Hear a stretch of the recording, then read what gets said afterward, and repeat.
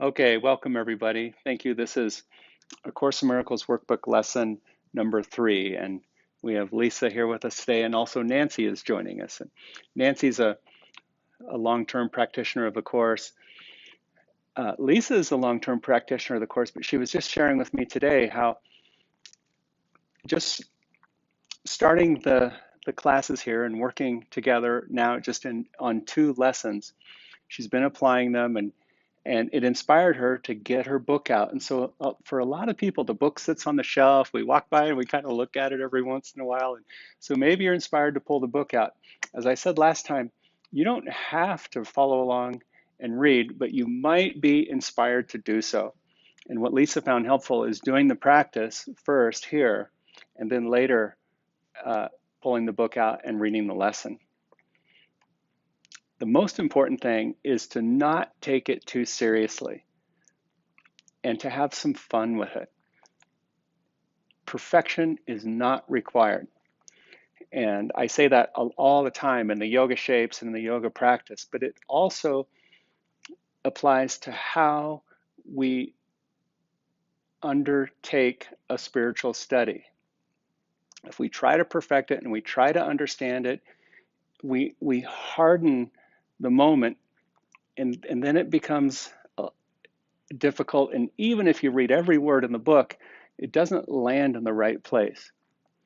So keep a smile in your heart and a lightness as we play our way through the practice. Today, you're going to start with your knees bent, your feet on the floor, and your head on the bolster. Bolster is a lovely piece of furniture to have,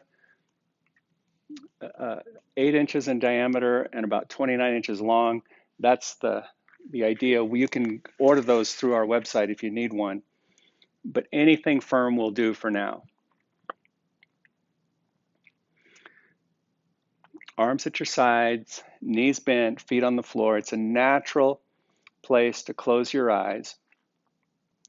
But I'd like you to interlock your fingers under your head, just under your head. If that is too demanding on your shoulders, then you know how you made a snow angel as a kid? You raise your arms out to the sides, approach 45 degrees. And when you feel a little restriction in your shoulder, there you rest. You could have your hands out to the sides here.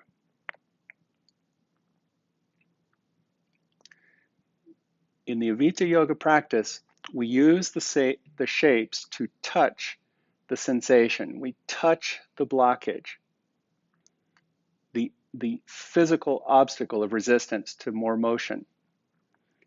It's exactly the same with the practice of A Course in Miracles. We want to begin to touch and welcome the resistance to ever-present love and light. We just touch it and we look at it, and with a little practice we smile upon it, and it begins to dissolve.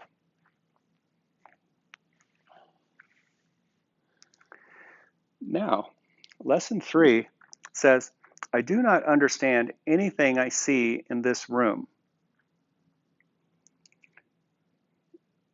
Now, it's a shape where you want to close your eyes, but go ahead and open them for a moment. And you may use things in your peripheral vision. You may glance around the room. You may see parts of your body. You might see your knees. You might see your nose, the tip of your nose. You might see things off to the side. Glance around the room, same way you did in the previous 2 exercises. And the inner mantra is, I do not understand anything I see.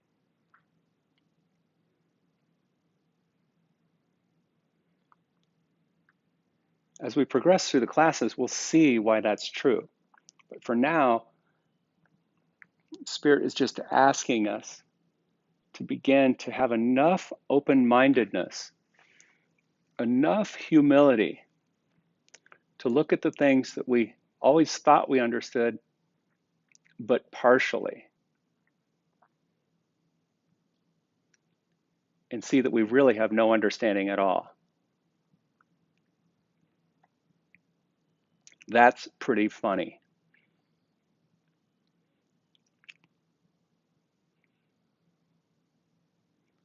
How seriously we can take things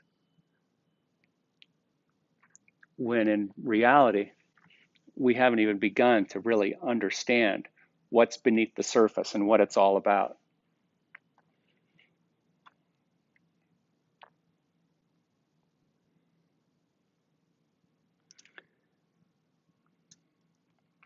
Now, slowly turn your head to the right. You may close your eyes as you make the turn. Now we're going to look for a little resistance inside the neck, maybe in the shoulders. So as you make the turn, if you bump up against resistance, you don't move around that resistance to increase the turn. You bump up against that resistance, notice it without judgment. You might even increase the turn ever so slightly from that point of resistance, which means you're not afraid of it, which has amazing healing power. Because to choose against fear is an automatic choice for love, which is always healing.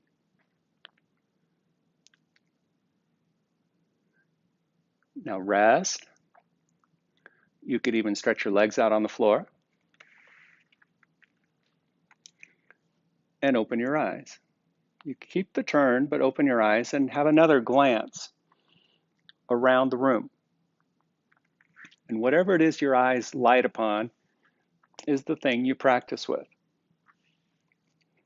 I do not understand anything I see.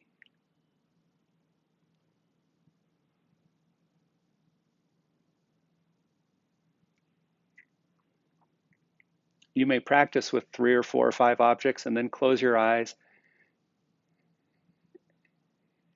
and let that idea of non-understanding sink in a little bit.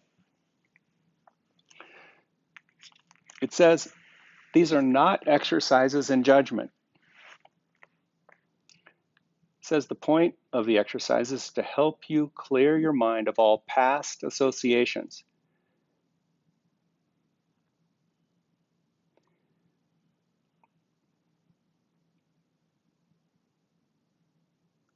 So that we can see things exactly as they appear in the here and now.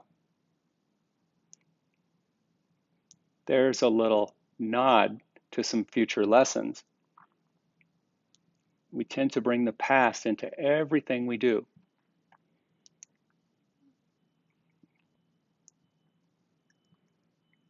Which keeps us out of the powerful healing love of the present moment.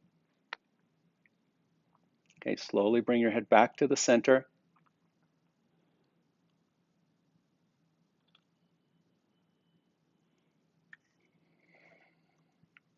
Switch the interlock of your fingers. You just move them over one notch.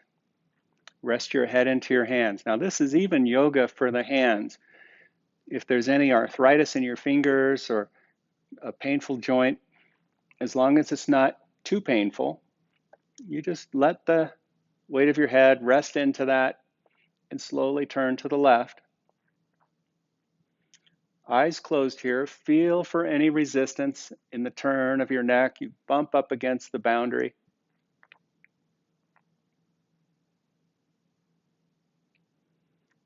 Without fear, you very thoughtfully turn from that point of resistance. Not trying to fix, not trying to blast through anything.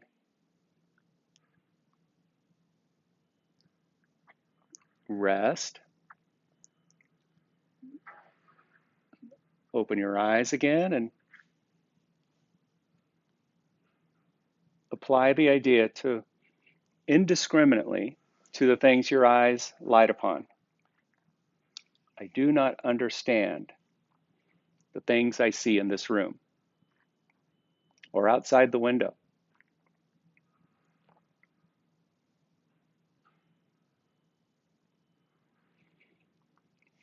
It says, it is essential that you keep a perfectly open mind, unhampered by judgment, in selecting the things to which the idea is applied.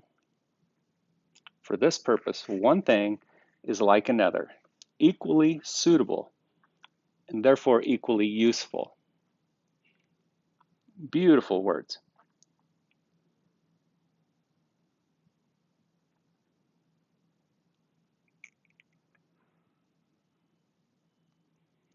Now your eyes land on all these different shapes and these different things seemingly outside of you. So now close your eyes and we could apply the idea that's just behind those words.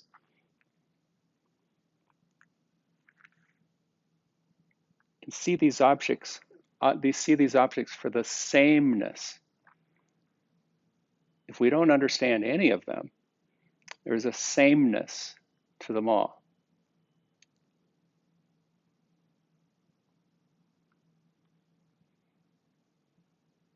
That in and of itself can be liberating.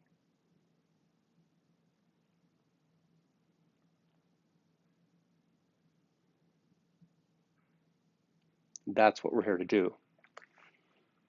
You're drawn to this practice because you want to liberate your mind. And with the shapes that we move through, that will increase in the time that we're in them and increase a little bit in complexity as we work through 365 classes. Any freedom or any gains in your body will simply be a side effect of a deeper practice.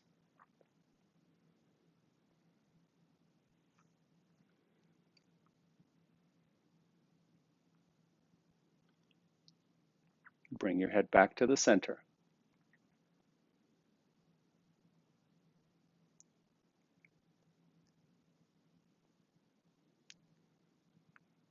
Release your arms to your sides.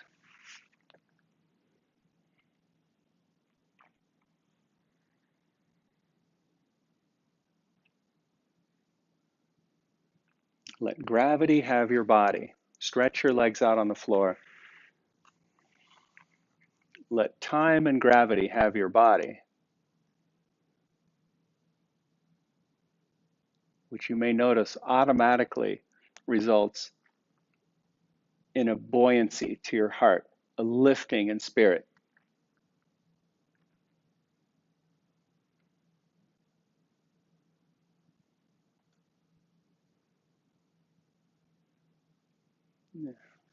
The yoga, the practice, is an inside job.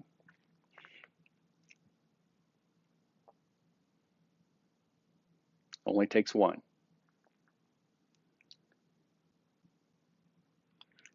Now roll onto your side. Use your hands and arms to push yourself up.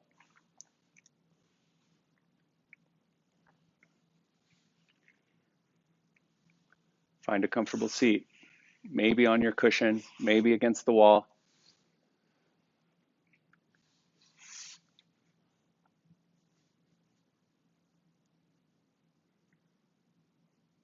I guess I should mention too that if you're ever inspired to linger in a shape and stay on the floor a little longer, or stay in a shape, feel free to do that. And then bring your hands to your heart as an outward expression of the inward practice.